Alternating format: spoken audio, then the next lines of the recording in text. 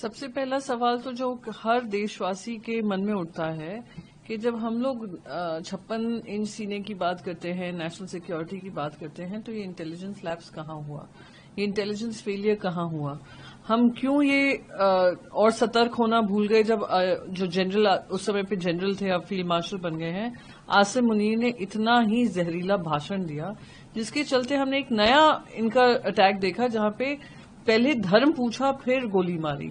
ये चाह रहे थे ध्रुवीकरण हो। ये तो देश की समझदारी है, देशवासियों की समझदारी है कि हम लोग उस चंगुल में न आए और सबके सब एकजुट होकर कहा इनको दो टूक जवाब मिलना चाहिए और इनको इसका जो इन्होंने किया काम है उसकी सजा भुगतनी चाहिए। ऑपरेशन सिंदूर के बाद चर्चा ये हुई, कैबिनेट में विस्तार से बात हुई कि any act of violence against India will be considered an act of war. हमने ये भी इंडस वाटर ट्रीटी को भी अबेंस में लिया। कल ही सीडीएस, परसों ही सीडीएस ने कहा operation Sindoor is still in operation mode. तो ये सारी चीजों को ध्यान में रखते हुए जब हम उनके टेलीविजन चैनल्स ब्लॉक कर दिए, हमने न्यूज चैनल्स ब्लॉक कर दिए, उनके इन्फ्लुएंसर अकाउंट्स बंद कर दिए, उनके जो पाकिस्तानी क्रिकेटर्स हैं जो इतनी अभद्र कार्टून्स लगा रहे थे ऑपरेशन सिंदूर को लेकर और जो टीका टिप्पणी कर रहे थे, हमने उस पर भी पाबंदी लगाई। ये भी कहा गया कि there can be no talk with terror. हम खुद मल्टी पार्टी डेलीगेशन में गए और हमने यही बात सामने रखी, दुनिया भर के सामने लेकर आए।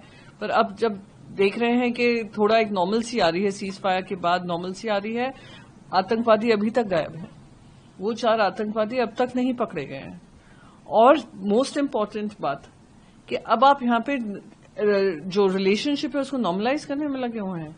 इंडिया और पाकिस्तान दुनिया के किसी भी कोने में खेलेगी क्रिकेट मैच तो ये देश हित में नहीं, देश के खिलाफ काम होगा।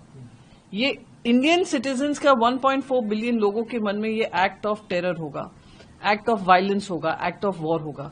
तो अगर ये बीसीसीआई को ये परमिशन दी गई है तो किस आधार पर दी गई है, तो ये सारी चर्चा का विषय हम बनाएंगे और जवाबदेही तय होगी। अपोजिशन की और इंडिया गठबंधन की कि ऑपरेशन सिंदूर पर बात हो और माननीय प्रधानमंत्री जी भी उस पर बोले, क्योंकि उसको लेकर पूरी दुनिया में कई तरह की बातें आई। अमेरिका के प्रेसिडेंट ने खुद कहा कि उन्होंने पहल की, 24 टाइम्स उन्होंने कहा कि उन्होंने पहल की, सीज फायर उन्होंने कराया।